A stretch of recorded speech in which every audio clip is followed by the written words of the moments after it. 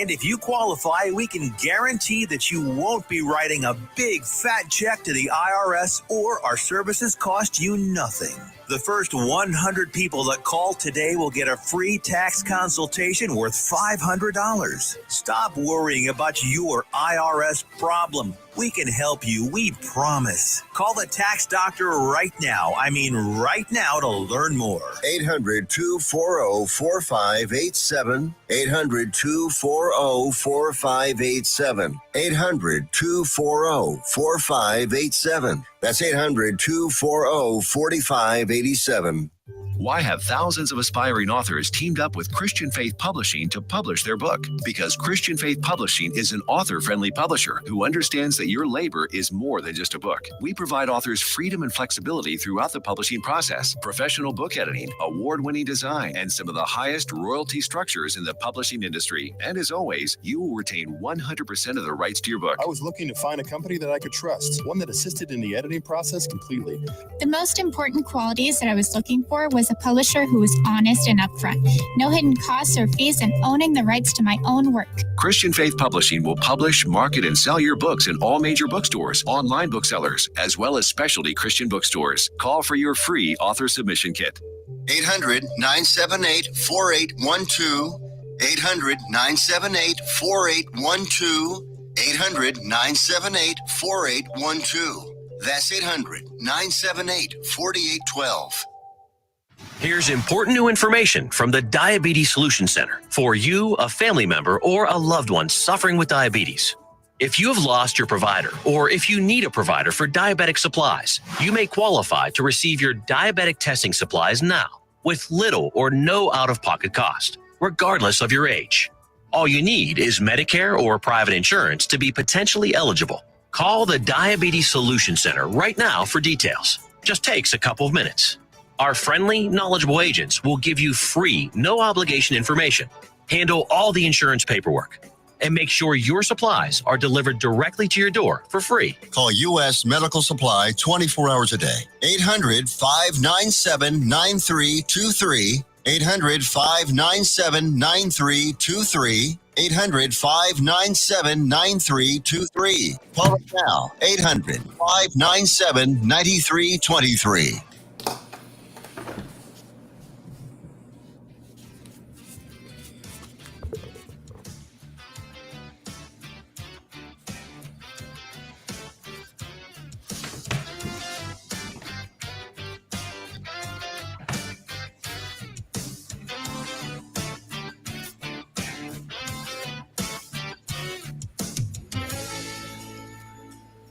There he is.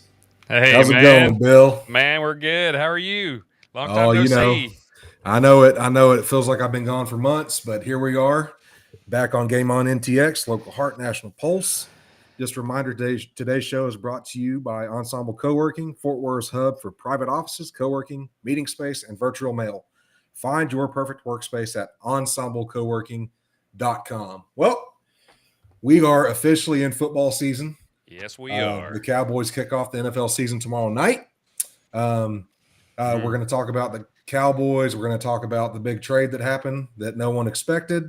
We're going to go wins-loss prediction for the Cowboys, keys to victory. We're going to talk about some Texas football and their disappointing loss last weekend. And then we'll touch on some Texas Rangers if we've got time. Sound good to you? Sounds good, man. Let's get it. All right. So let's start off with the Micah Parsons story. Just to touch base for those of you who live in Dallas and have lived under a rock the last few weeks. Long story short, Micah Parsons and Dallas were in a contract dispute. He held out. Basically, the negotiation.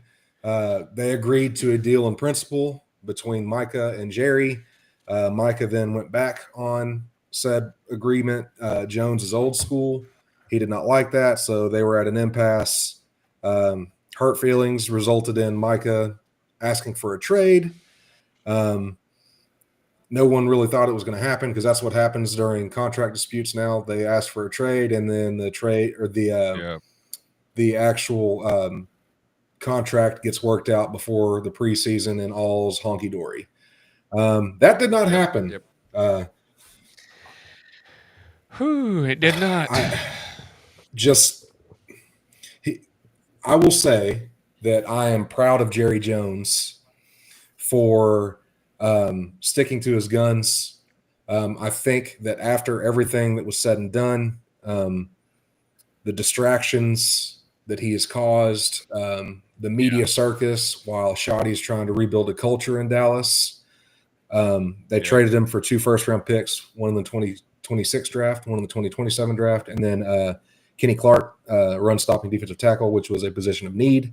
According to Jerry, this was not going to get done without something that will immediately help this roster this season. There were rumors out there that they had discussions with the Carolina Panthers. Now, I would prefer Carolina Panther draft picks over that. Oh, most definitely, but they didn't really have anybody that can help. They had a defensive tackle, from what I heard. They had a young kid. Oh, is it? Yeah, okay. No, I think that was a little too rich for them. Point. Which I get it, but 2 draft picks that are probably going to be in the top 12 would sound a lot better than 2 draft picks that are probably going to be past 20, 25, 24, somewhere in there. I will say this: there's a decent chance that Dallas's picks might fall in the top 12. Very true. So there's a decent chance. Now, before we get too far into the rest of this, where do you think that the impasse actually, or the fractured relationship, actually turned into a canyon? Everything that I've heard, John, it's they met. Jerry thought they had something in place. Micah went and talked to his agent, and his agent said, "No, that's not going to work." My problem is, as an agent, the job of an agent is to get the player what they want. At that point, he had what he wanted, and I guess I don't know if Micah let him talk him out of it, or said, we could get more, or whatever it was. But Jerry was under the understanding that they had a deal. They had worked something out, and all he had basically they'd sent the offer over to the agent, and the agent comes back and says, "No, that's not good." On top of that, they had negotiated. Like, after the initial negotiation, they negotiated 2 or 3 more times. Everything I heard was that after they made that offer, the Cowboys said no. They waited, and Micah and his agent went back to, according to Micah, Micah and his agent went back to the Jones and said, "Hey, can we have the original offer?" And Jerry and the Cowboys told him, "No, you either play on the 5th-year option on your current contract, or just I don't go blame away." him. And by this point, man, I think honestly, I'm not gonna knock I'm not trying to knock the guy, but this is everything that I've heard, that he's not a team first guy. His podcast, and his media stuff, all his media stuff was starting to take some precedence, and it rankled teammates. I mean, I'm talking about all the way up to Dak Prescott. They weren't angry about it, but they weren't happy with it. They didn't really think his focus was where it needed to be. And he comes off as a very self-centered player. And honestly, for what Green Bay gave him, Dallas could not pay that, for one, because they're paying a slightly above average quarterback $60 million because of the way the Joneses tend to negotiate to begin with. But you and I agree on that. We've talked about this, but you weren't going to pay him $47 million. No way. That is way he makes more money than Patrick Mahomes. Which, you tell me who's going to be more important to winning. Exactly. It's Pat Mahomes. But the fact is, they weren't going to pay him that much. I think they're trying to line themselves up for a quarterback in one of the next 2 drafts, whether it be Garrett Nussmeier, Cade Klubnik, Arch Manning. They're trying to line themselves up for a quarterback to kind of as long as it's not Drew Aller, I don't give a damn who it is. I'm not really sold on Aller. There's a lot of talented young signal callers out there, and honestly, I think Dallas is trying to. I think they're going to try and reset. I think Kenny Clark's going to help you, but for them to have any chance this year, he's going to have to play very well. They do have a nice little defensive tackle combo now with him and Osa, but they're going to need guys like Sam Williams. And Ezra Raku, I've heard the rookie. I've heard they're going to need those guys. I've heard to step good things up. about Ezra Raku. Oh, I have too. Sam Williams, you really don't know what he's going to look like coming back from the injury. That's the biggest thing. Now, going back to Micah, right? So just to go back to some of your egotistical, I was listening and heard the same things. And then you compare the difference between him, right, and CeeDee Lamb, Zach Martin, Dak Prescott. Yeah.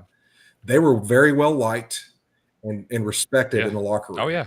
Right. So team So, guys. like team guys. when they were negotiating, there was no doubt about. I'm not saying that Micah didn't deserve a contract extension because obviously he did. He was a monster. No, absolutely, he absolutely did. But he absolutely did. Is the juice worth the squeeze? I think is what they were trying to say. Now, there's no doubt about the fact that he is a top 3 pass rusher in the NFL. Problem is they did he deserve to be the highest paid pass rusher in the league? Mm-hmm. Yes, he did. And the Joneses were going to make that happen. But that still wasn't good enough. He wanted to they wanted to completely blow the market away. And they like I said, the Joneses, they weren't going to pay it. Dallas, and they would have been nuts to pay him $47 million. There's no question. Now, this you kind of see some of the things that led up to this. I think the straw that broke the camel's back was the butthurt post requesting a trade. That kind of started it. That was the catalyst. And then you saw his attitude during the last preseason game. Laying on the training table. I think Jerry was like, you know what, the hell with this. We're done. Now, just to be fair, right? These were not these particular items, but there, I heard he was easily distracted. He floated in and out of meeting rooms. There's some questions on how much he loved football. You hear that all the time when you hear about a player who's disgruntled or whatever. But before he was even drafted, this is after the blow up between he and DeMarcus Lawrence after he left. They had a scuffle, right, in the offseason. There were concerns about his attitude during the draft process. Oh, yeah. That's probably part of the reason why he fell to Dallas. Now, to be fair, man, for the most part of this, though, John, I was on his side for the most part of it. And then the later we got in this, the more things I start hearing, the more things I start seeing. I'm like, they're just. And granted, Jerry trying to circumvent the rules by going around the agent, but Jerry didn't initiate this. This 100%, was Micah going to 100%. Him. So, I mean, I'm not going to get mad at Jerry in this case. Now, if Jerry had sought him out and pulled him into a room, and said, "Hey, let's talk about this," then maybe. So that's the other thing too, right? Like Micah floated this out there that he was the victim, that he was brought into a room and sealed in, and that ended up being totally false. So at first, all Cowboy Nation was pissed off at Jerry Jones, but then the more the truth came out, it seems like it's more of a 60-40. 60% of the Cowboys fans agree with what Jerry did. Right. I mean, a lot of times Jerry's in the wrong. He was not in the wrong here. If we were going to do this, I wish we'd have done it before the draft. We'd have got more capital, maybe another pick or two, but hindsight being 2020, the Cowboys, they won because they got 2 first-round picks. The Cowboys believe, right or wrong, their thoughts. They believe that it's better to do it after the draft because they believe if you're trying to do it before the draft, that teams are too attached to their draft picks, and they're going to go ahead and want to go ahead and make the picks. So they believe. I don't necessarily agree with that, but there is some logic to it. Well, so it's not going to help us give everything we need right now, but. Like I said, I don't think they were going to do any better, honestly. Here, just look at it from this perspective, right?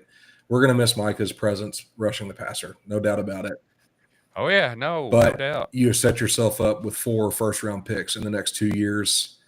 I've seen lesser teams, lesser brands rebuild with far less than that.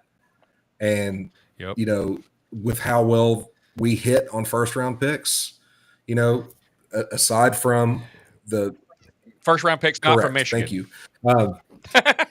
Aside from that, we hit, as long as we're not drafting Michigan players, like you said, we have a pretty high rate of success. Now, no, they do. But you're gonna have to make these count because you just gave up almost a generational type pass rusher. There's not a whole lot of guys out there like him, man. So you're gonna have to make these count if you're gonna have any shot to be worth a damn in the next few years. So. Some quick hitters. saw today, I got the ESPN update. Diggs and Guyton are both off the IR, and they're both expected to play tomorrow night, which is big. Now, okay, Yeah. here's where John, the offensive line coach, comes into play. All right. I know for a fact that Guyton is a better player than Nate Thomas, right? I know that, but Oh yeah, no, Nate Thomas has gotten all of the preseason reps. You're playing Philadelphia week 1. Unless Nate Thomas goes out there and just gets completely obliterated, I would give him the extra week and let him play next week. Now, that's just me. I prefer the guy that's had all the reps with the continuity with the offensive line. No, I see it. I would prefer that. Now, with Diggs, Is Guyton that much better? If Guyton's not worlds better than Nate Thomas, then I'm on board with that. Right. But if he is, I know he's been working his balls off to get back in time for the first game. Oh yeah, I'm proud of. Good to see that from that rookie. He had a rough year. He had a rough year last year. I'm glad to see that. He's working his ass off and he's trying to get back and to help this team. I'm proud of him too. But at this point, not because I don't believe in him, but I think Nate Thomas did a pretty good job in the preseason showing what he could do. Now, I'm not saying that he's going out there like if we were playing TJ Watt this weekend, maybe. Yep. But No. I'm not saying Philadelphia has garbage defensive ends, but they're not the Philadelphia of old. They don't have. They're not what they were on the defensive end position. Defensive tackle, they're pretty. They're but in the middle. No, in the middle, right. they're nasty. Now that's why you invest a first round pick into Tyler Smith and to Tyler Booker, Cooper Beebe. He's well versed now. This is where you see those draft picks, that investment pay off. That's a strength. That's a strength on strength right there. And the whole the biggest, I think the biggest advantage Dallas is going to have, right, depending on how sharp Dak Prescott is, I think that our receivers are better than that secondary room. I don't know, man. That's a tough one because that Eagles secondary is they're very formidable. Now Dallas, don't get me wrong, I love CeeDee Lamb and I love George Pickens, but Dallas has to be able to run the football. I agree, because I don't care how average your defensive ends are. If you know that they're going to throw the football and they can just come after Dak, you're going to have to give him some time to throw the ball, but you're going to have to run it a little bit too, man. You're going to have to get some yards on the ground. All this offense talk is for naught. I mean, my keys to victory. Got to slow down Saquon Barkley, and I wrote good luck right here. Oh, no, it's absolutely good luck. I honestly, you know me, John. Apparently now I'm a huge Eagles fan. I was gonna say that, but you outed yourself.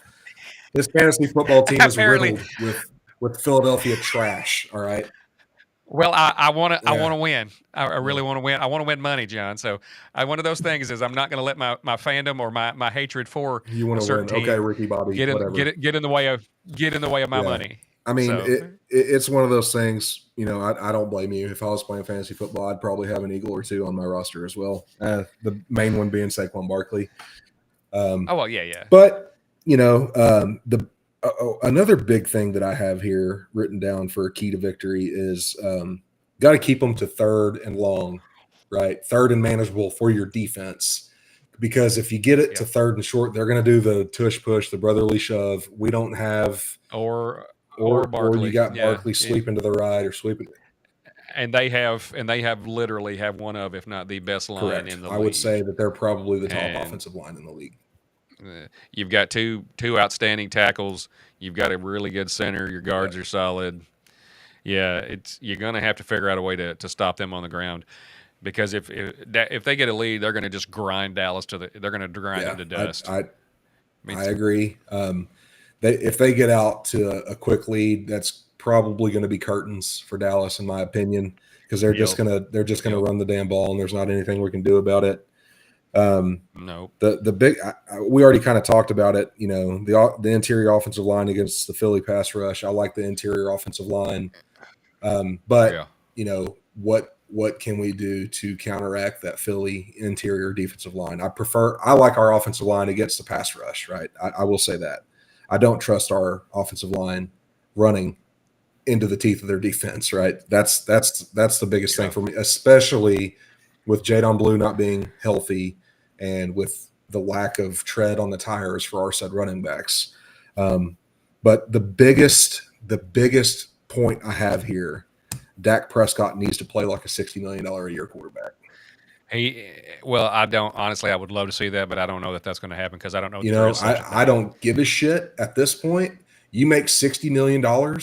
We've invested all this into you. You need to be better. I'm tired of the excuses because he's going to come in and he's going to give that bullshit Jason Garrett answer. Well, we played really hard. I saw some good things out there today. I need to be better. No shit. Nope. You've needed to be better for in my 8 years. Like, get out of here.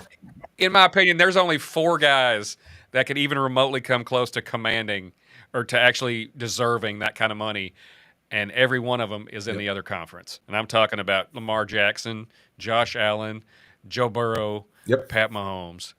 Dak Prescott is not a $60 million quarterback. I'm not knocking the guy. He's a solid to above average quarterback, but you don't pay a solid to above average quarterback $60 million. Do you think the Baltimore Ravens would have paid Trent Dilfer $60 million? I'm not calling Dak Prescott Trent Dilfer, but come on, man. Oh my God, that's insulting. That's borderline disrespectful there. Like, do you think that do you think they would pay Aaron Brooks $60 million, the old Saints quarterback? Like, he was a solid quarterback, but Brad Johnson, pick any of those quarterbacks, and he's probably a notch or two above those guys. Don't get me wrong, but he's definitely not elite. He had 1 or 2 really, really good seasons.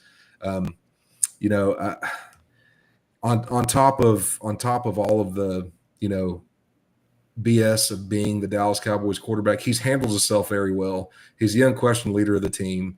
He responds well to adversity in the media. He's got that part down. If you could take Dak Prescott, the person, the personality, and I love the guy. I love the put man. him into Aaron Rodgers, Dak Prescott. right? Something like that, dude. Oh my God, man! Like, you might have the best quarterback in history. Like we always said about if we could ever combine Chris Sims and Major Applewhite, Chris Sims' physical abilities with Major Applewhite's football brain, you might have the best quarterback in history. Because Major lacked on the physical abilities and Sims lacked on the football smarts part of it. But unfortunately, we can't Frankenstein a quarterback. So, you want to talk about the Rangers for a minute, John? How about this? I will be the first to tell you that I was the main proponent. I was writing them off. I said they are done. I said they're not going anywhere, and they very well could still be. But this last week and a half or so, they've tried to make me look like an idiot. Granted, it's not that hard. You notice how I put my head down and just like, okay, I'm going to leave that alone. It's really. Sometimes it's really not that hard, but. They went through a stretch before their loss last night and their loss today. They went through a stretch and they won 9 of 10. They'd gotten back to within a game and a half or a game of the wild card. They've lost the last 2, and once again they've got good pitching performances. You got a good pitching performance from Latz last night. Steven Latz, who's not a starter, he's one of your bullpen guys. He goes 5 innings, only gives up 2 runs, but you go 0 for 9 in scoring position. It's not going to get the job done. Better man. Today. It was close going in, and then Hobie Milner comes in and gives up 3 runs in the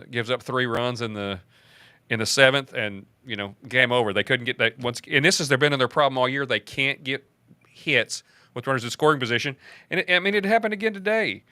Jack Leiter goes out, pitches his ass off.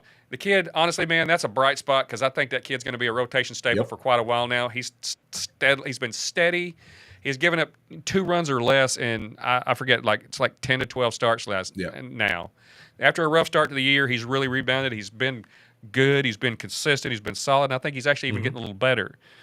But then you get today, and you only had 5 opportunities with runners in scoring position, but you still went 0 for 5. So that's a combined. I know the math's not really hard, but that's a combined 2 games with runners in scoring position, and you're not going to win games like that. You're just not. I don't care how good your pitching is. The bullpen shut them No. down today, but they still couldn't get anything, and it's just it's so frustrating watching these guys. They can't put it all together. Now night before last, man, and that was a fun game to watch. I was so impressed. You know, Cody, the young guys, Cody Freeman, he hit a homer earlier in the game, and then with 2 outs in the bottom of the ninth, he singles to tie the game up at the end of the game, and they come back in the bottom in the 10th with Alejandro Osuna, another one of the young guys, lines a shot back off the pitcher that ricochets into foul territory. 1 run scores, and after a review, the second run scored. You know, because they initially called Zeke Duran out at home, but he was safe, and they ended up getting a win there. And they weren't great. They weren't great that night. They were only 2 for 8 with runners in scoring position. But the fact is, they made them count. Yeah, they made them count. So 100%. Just frustrating, you know, because you claw back into this. Now they're 5 back in the division. They're not winning the division, but they're still only 2 back in the wild card. So that's still very attainable. The worst part about yesterday was that was your opportunity to make up a game. Yeah. Because both Seattle and Houston lost. Well, and they're doing it with smoke and mirrors right now. I get it. You know, some of your best players are out. Nate Eovaldi, barring a very long playoff run, he's done for the year. Yeah. Corey Seager, appendicitis. Evan Carter is on the IL again. He's out the rest of the year. You know, fractured wrist, whatever. New? Garcia is now hurt with a quad strain. Yeah. So, I mean, you're doing it with was it bubblegum and baling wire and duct tape? Yeah. But they're still fighting. Band-Aids and bubblegum. I mean, it's frustrating because it seems like Ketel Marte is the new Justin Smoke. He's the new Kyle Seager. Kyle Seager, yeah, Justin Smoke, Kyle Seager, same team. He's the new Kyle Seager, the Ranger killer, or Guerrero. Another guy that just absolutely tortures the Rangers. That they can't seem to get the man out. He just hits dingers against Texas, unless it's the World Series. Then what's that? He's homered in like 4 straight games against Texas. Yeah, you know, and I'm sick of that guy. Unless he plays for Texas, then he's a good player. Also, he is a good player. Also, another former Mariner. So yeah. Go figure. I mean, I don't think that our playoff chances are dead. No, right? No. They're not on life support anymore because they were a hair away from being on life support about a week and a half ago. It looked like it was going to get ugly. We got a big series this weekend coming up with Houston, right? Yep. Oh yeah. Is it this weekend? We got to at least take. Is it 3 games or 4 games? Well, and we've also got a series coming up with Milwaukee, who's leading all of baseball right now. They've been on an absolute tear this season. Yeah. So, and that's going to be a tough series. But like we were just talking about, Charles just brought to my attention, my cousin and your good friend Charles just brought to our attention that they're out 5 guys from their starting lineup, and they're having to start 2 rookies full time. Guys, these are not big name prospects. You know, so but before we go on that, that's what makes the first 3 quarters of the season so upsetting. Yeah, is you weren't missing those guys. They just weren't performing. No, you had them. You know, had them. That's the frustrating part because we couldn't even use injuries as an excuse. Nope, we just couldn't hit the frickin' ball. We could not hit the frickin' ball. Now Houston, a team that does have injury excuses, still figured out ways to stay afloat. And you know, good teams figure. I hate calling them a good team, but you know, I can't be totally biased. They're a good team. They're a well-run organization. But man, if we could just capture some of that, right, for longevity, you know, maybe we'd be in good shape. You know, what do you say that when we come back from the break, that we finish this a little bit? I want to get into what happened with Framber Valdez the other night. I don't know if you saw the thing that a little bit where he intentionally drilled his catcher. Yeah, that's disrespectful, man. You can't be doing that to your. But we'll talk about that in a minute. Yes, sir.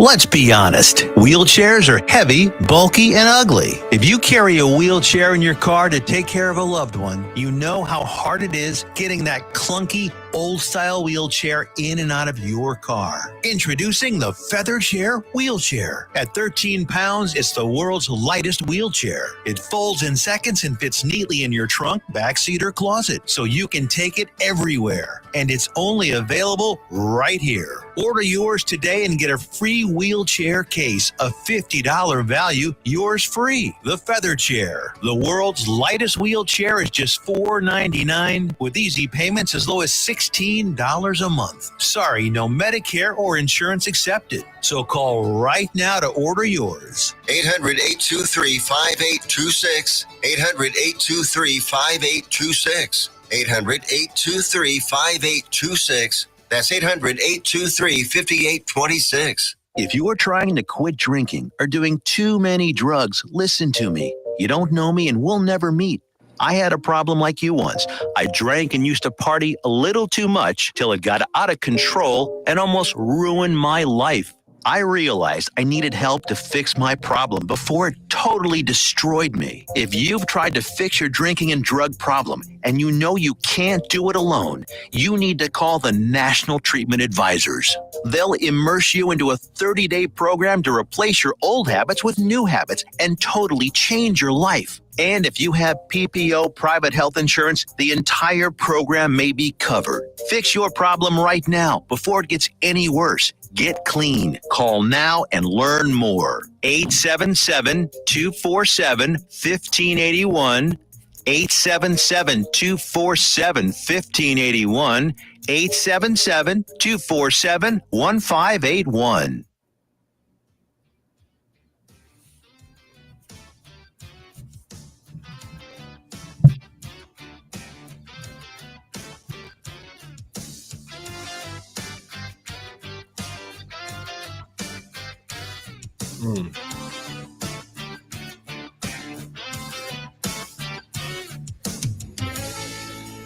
All right. Before we jump back into it here, just a reminder, today's show is brought to you by Ensemble Co-working, Fort Worth's hub for private offices, co-working, meeting space, and virtual mail.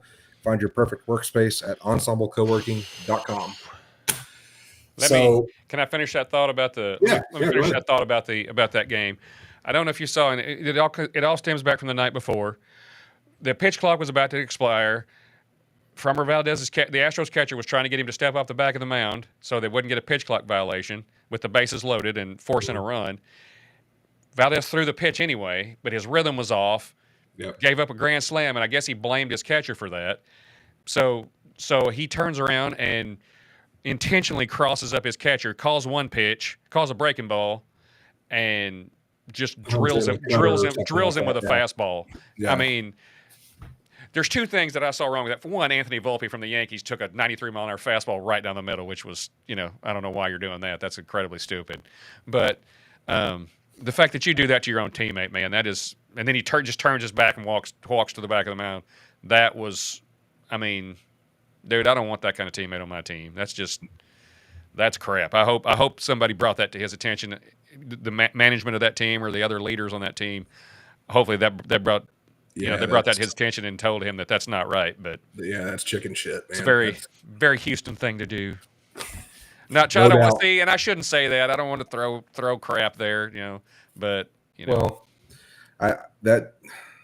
it's kind of one of those unwritten rules of baseball, right? Yeah. Everyone knows about those, dude. The catcher is a good catcher is going to win you games or lose you games. Yeah. Oh, and if the catcher doesn't give a damn about you when you do shit like that, oh yeah, that's pretty tough. Yeah, I saw that today, and I could not believe what my eyes had seen. Could not believe it. So, that's nuts. Let's jump into some Texas Longhorns. Let's do it. Now, I had. This is not a funeral. This is not an indictment on Arch Manning's future. Here's the thing, right? Yes. The kid was predicted to be the next Moses. And he struggled. He did not, for the record, he did not heap all of these expectations on himself. He did not. Everyone else did. That is But correct. also the sky is also not falling. It was one game, first career start on the road against one of the top teams in the country, against a defensive coordinator that has 3 Super Bowl rings as a coordinator. The man knows what he's doing. Yep. Super talented defense. I'm not going to say, oh, we got to get a different starter in there. For one, we don't have one. But the fact is, the sky's also not falling. They're gonna right the ship. Well, here's some just the statistics, right? He was 17 for 30 for 170 yards, 1 touchdown, 1 interception, and he averaged 3.8 yards a carry. All right, so he had 38 yards rushing. Ohio State's defense was good. Yeah. I think it was more so, and I'm not being a homer here, I think it was more so he was off. He was off. No, he was absolutely off. Than what Matt Patricia. I'm not taking anything away from Matt Patricia, but he missed some reads. He was off. There was a play down on the goal line where he should have followed a blocker outside. He walks in for a touchdown instead of going inside to a tackle. You talking about that play down on the goal line, that 4th down on the goal line? That I didn't see that was what was called because he went straight in. Yeah. So I didn't know. He did not follow his blockers. I didn't see that there was another play call there. I thought that was just a bad. We might be call. talking about 2 different play calls, but it was. I don't think it was the 4th down play call. Well, on that one, I got to take issue with that one, man. You can't You can't call that right there, man. They see what's coming. This is the problem with Steve Sarkisian. He cannot figure out how to fix the goal line offense. You saw it a couple years ago against Oklahoma. You saw it against Ohio State last year. You saw it against Arizona State in the playoffs. They can't do that. You can't run just right up the middle and expect to just get in against that team. You even saw it against A&M. Like you are a genius. You are labeled an offensive mastermind genius. You have got to figure this shit out. And part of it, I'll be honest with you, you're not getting enough push from your offensive line. That's part of it. And there's no excuse for that because we've got A, elite recruits, and B, an elite offensive line coach. So there is no excuse for lack of push. I don't care who you're playing. I don't care if it's Ohio State. Dude, you've got to get push, right? So that aside, people are out here glazing Matt Patricia, saying everything that he did. If you go back and look at the film, right, Arch Manning was off. Hell, he was way off. The crosser that bounced off of Wingo's hand, if he hits him in stride, he's running for a long time. I'm not saying he's scoring. Yeah. He's definitely getting the first down. He's definitely there were several times where he made the wrong read. He threw a post instead of the hitch, or he threw a post instead of the crosser, whatever the case may be. Yeah. Also had a drop in the end zone. That was a dot, by the way. Now he did. He did the second half. Man, he played much better. I think he was a little too amped up, honestly. I think he was, and he made a lot of good throws, including that touchdown to the freshman Parker Livingstone. Yeah. I thought that was a. He should have had 2 touchdown he should have. catches and 2 touchdown throws. That was a dime, and he made some good throws late in that. The pass to injuries over on the sideline. Oh, that was beautiful. Beautiful. Just dropped it in a bucket. You see the talent, right? Yeah, he's got it. I think he was a little too amped up.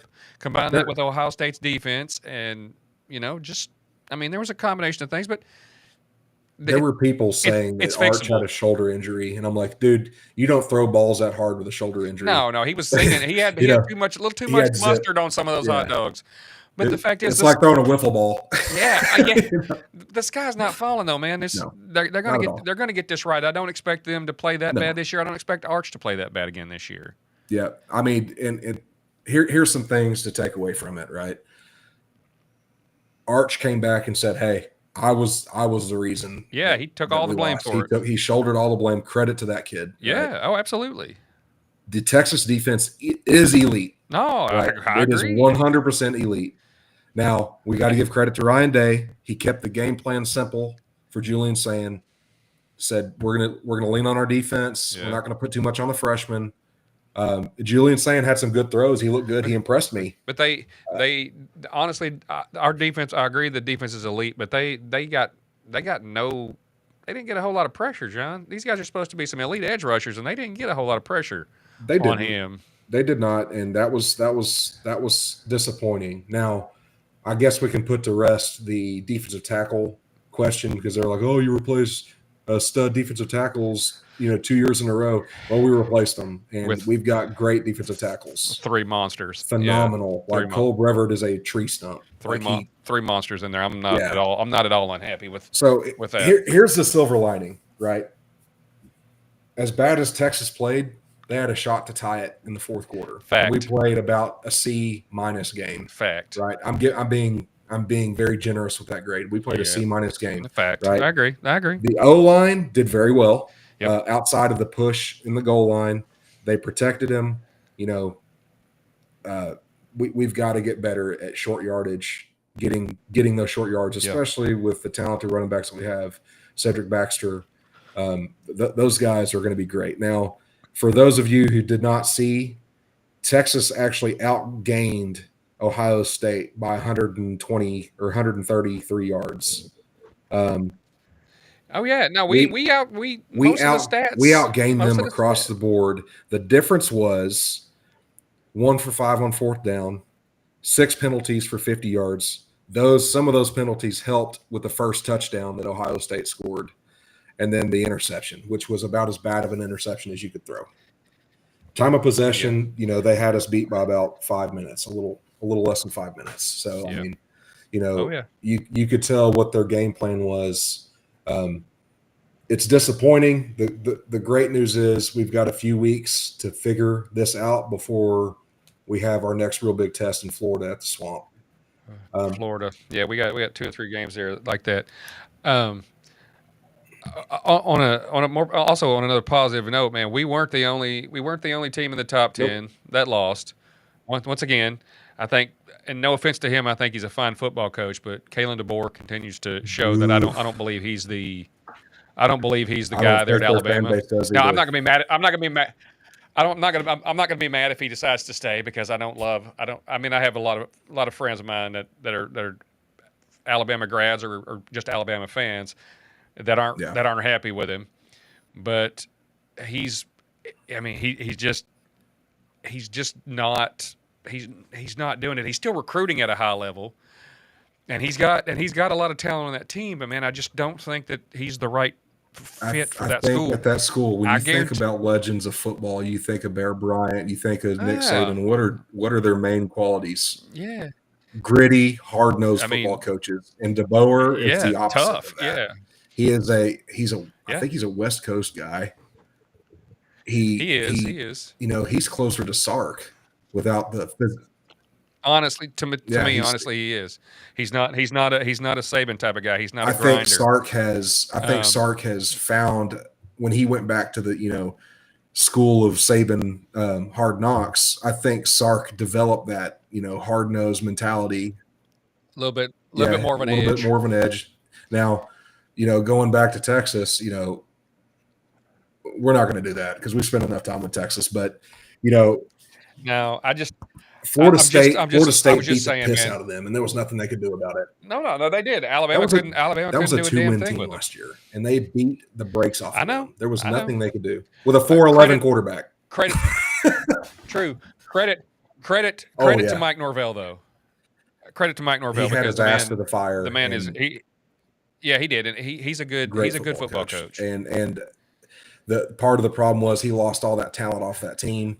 They after they got snubbed from the playoffs the last year, the 4 playoff seeds, that team, their give a damn was busted, and a lot of them opted out, went to the pros, or transferred, whatever they chose to do, and they got their ass busted by Georgia. And then he came in last year, was an embarrassment to the ACC in college football. He just didn't have any talent last year, man. I don't know another guy that could walk through a 2-10 season and then play Alabama at home. Now, mind you, it's not a Saban Alabama team, but a team that probably had a blue chip ratio 3 times higher than theirs, and they just went out there and whooped them up and down the field. And hats off to the quarterback. I forget what his name is. Castellanos. He called it.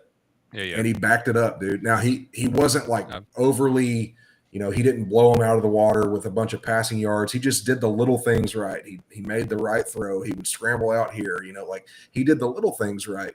But overall, that Bama intensity was not there that you see from teams of the past, and that luster is gone.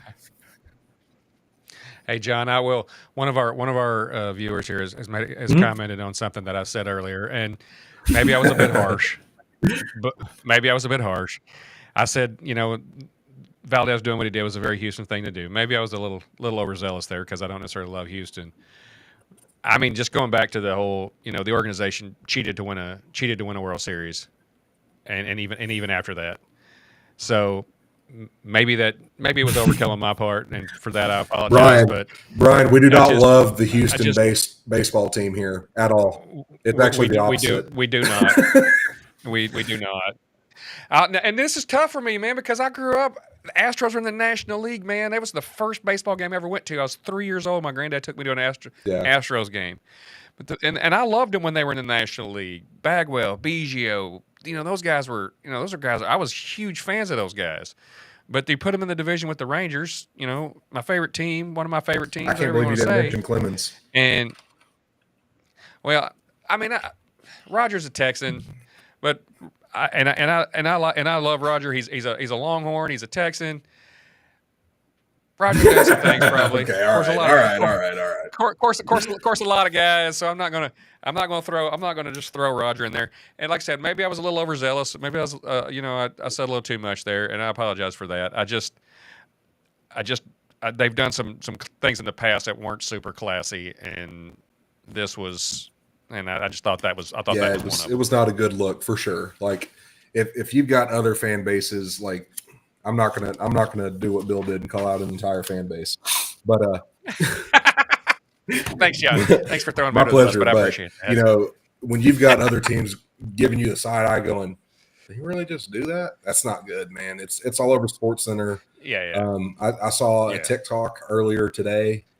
And I saw that, and I think it was John Boy was talking about it, and he's normally joking, and he was like, "Dude, this is trash, right?" And that has nothing to do with Houston, the organization, but that guy is clearly not the type of person you want in your organization if he's going to do crap like that. Like he's trying to save the team. Love you too, Brian. Appreciate it. But like he's trying to.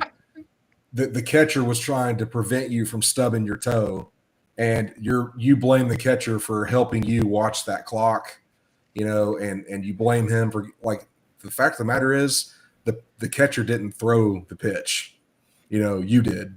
And Framber, you threw that pitch and he cranked it over the left field fence, and that's not on the catcher, that's on you. So anyways. All right. Yeah, let's get enough with Houston. Enough with Houston talk. Brian, go Rangers. I will not say that on live air because that's like a 4-letter word. Not doing it. Go Rangers. Go Rangers. Go Rangers.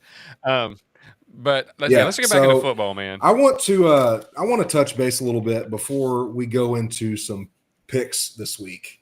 Go back to the Cowboys and talk about what we think their record is going to be this year, right?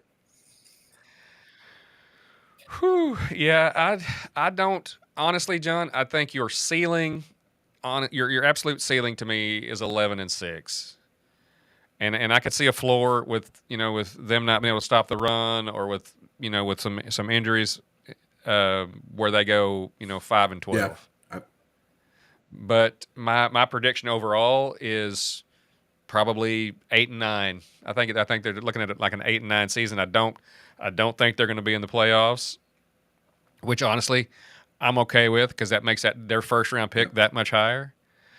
I hate to say it, and don't get me wrong, I have a lot of people that I really care a lot about that are huge Packers fans, and I'm ecstatic for them. I'm going to be at the Cowboys-Packers game, and Mike is probably going to have 17 sacks in that game going against Dallas's offensive tackles with something to prove. So I'm happy for them, but I don't see Dallas having a good season. Also, I'm not going to be upset because Green Bay has one of our horns on the team, and he may end up being their number one receiver before the season's over with. Yeah. So Matthew Golden. I'm gonna low key be happy if they do well, because then the people that I have that love that team are going to be happy, and that makes me happy. So anyway, enough of that. I've got every game written out, and I thought about each game individually, and I agree. I see it 8 and 9. They're just not going to do a whole lot of winning consecutively. I have them losing 5 in a row on my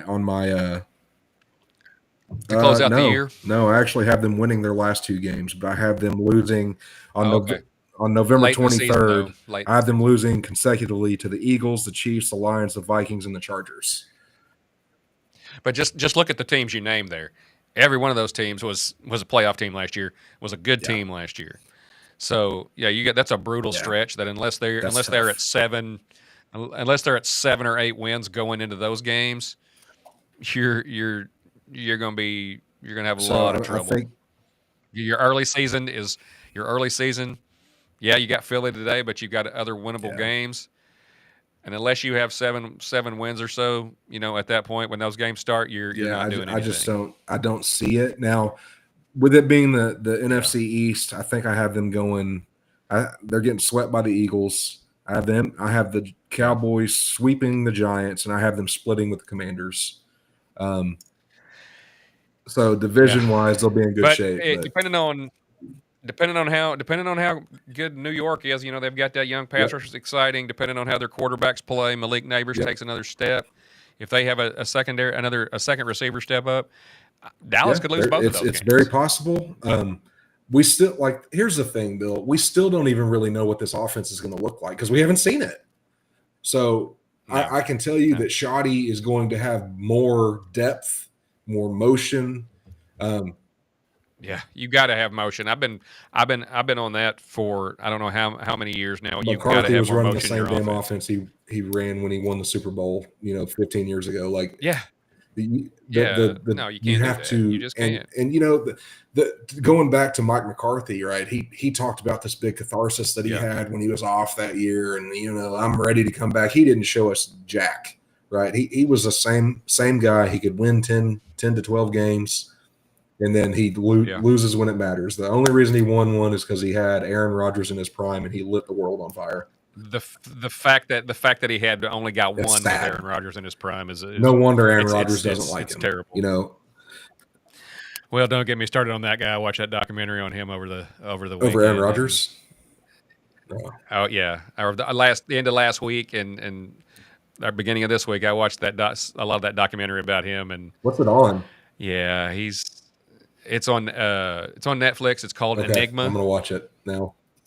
Yeah, you need to check that. I couldn't even finish it. The girlfriend and I, she was there. We watched it. She's, like I said, huge Packers fan, and she was like, yeah, he's not who. Man, the dude wrote off his family, and he's a weird duck. But I don't want to waste any. Yeah. He's a fantastic NFL quarterback. He's just a weirdo. He's a weirdo. Fact. And I don't like his brother I either. agree. So, well, he's a hater. Yeah. Anyway, okay. What do we got? What do we got in these games, John? Let's talk about. I got 5 games. I've got 5 games here, and let's start with the obvious one: Dallas, Philly. Right? Who do you got? Who you taking? First off, let's tell the folks. And there's going to be a lot of times that we pick the same games because John and I do share a football brain. We can't deny that. So we're going to have there will be some times, very few probably, where we differ during the season, but we're both going to make picks each week. At the end of the season, whoever's got the edge there has to buy the other one some Hurtado's barbecue, which shout out to Brendan Hurtado, and his barbecue is fantastic, and they have one right down the street from the studio here that I have stopped at a couple of times, and it's good stuff. It's amazing. But that's what we have. That's what we have on the line this year. We'll kind of keep y'all up to date over the course of the season. So first game, Dallas, Philly. Because it's the first game of the season, I really want to try and make up ground here, but I'm not going to do it. I think Philly wins. I think it's going to be closer than a lot of people think it is because the vitriol and the hate, and I think that Dallas, again, there's a lot that has to go right, but I think this could be a bloodbath. it very well John. could be. I'm But hoping, man, I don't want it to be close because I don't want people actually thinking, we got a shot. No, I don't. This is not going to stop with the negativity, Bill. All right, that's what I'm going to say. Stop it. No, I agree. I think it's either going to be a freaking blowout for Philadelphia, or I think the only advantage that Dallas has is Braden Aubrey. That's the clear advantage that we have, and that's sad. Which means we would have to keep the game close. We would have to be able to stop the run, which I don't think we can do. And I just don't see the offense being firing on all cylinders with nobody playing this. Let's just get Brandon Aubrey within 60 yards every time. Yeah, and hope that they can't score. They throw interceptions. That's all we can do. Hope for turnovers. Second game. This is probably going to be my matchup. We'll do that one last. How about that? Let's do Minnesota, Chicago. I like the Bears there, man. I think the Bears are going to be a better team than they were last year. New coordinator. They've added some more talent to that team. Minnesota's starting a rookie quarterback. The game is in Chicago. It's the spread, and I think I wouldn't be surprised to see either team win, but I am going to pick the Bears in this one. I think that's going to be a real tight game. I agree. I just think the Bears. You add Ben Johnson in. Creative play caller. Caleb Williams is a talented kid. Yeah. I think for something. I think they're gonna pull that one out. So yeah, I think you're on the same page there. Yep. We are in cahoots. Houston, Los Angeles Rams. Who you got? Games at LA. Rams have a lot of weapons, and especially if Matt Stafford is healthy, then I don't see any reason that Houston's they're a little banged up going into the season. Not super banged up, but you're missing now. Nick Chubb's should be a capable replacement for Joe Mixon, who's going to miss the first part of the season. But that loss is going to hurt them, I believe, a little bit. You've got Tank Dell, who's recovering from injury. He was a vital part of their team, but they're going to have some other guys step up. But I just think the Rams are the better team. I think so too. We're in agreement there. See, we told you guys we share the same football brain. We went over this earlier today, and it was like, dude, what are we doing? I was like, I told you, man. Like it's just not fair. We're probably going to differ as the season goes on.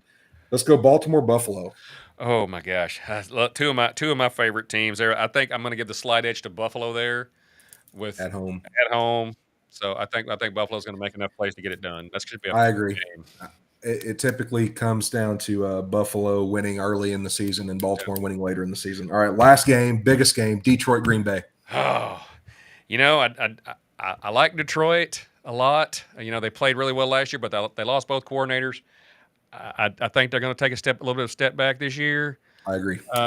Green Bay's added, of course, they just added Micah Parsons, all-world pass rusher.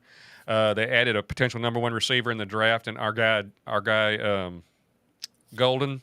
Yep. So Matthew Golden, I think he has a chance to be really a special player, and they also added they have a defensive player from Texas named Barron Sorrell. I think Green Bay's going to take it. I think you're on the same page. Let's see what we got, John. We'll be back next weekend with either disappointment or happiness. We'll talk to you guys next week. Yes, sir.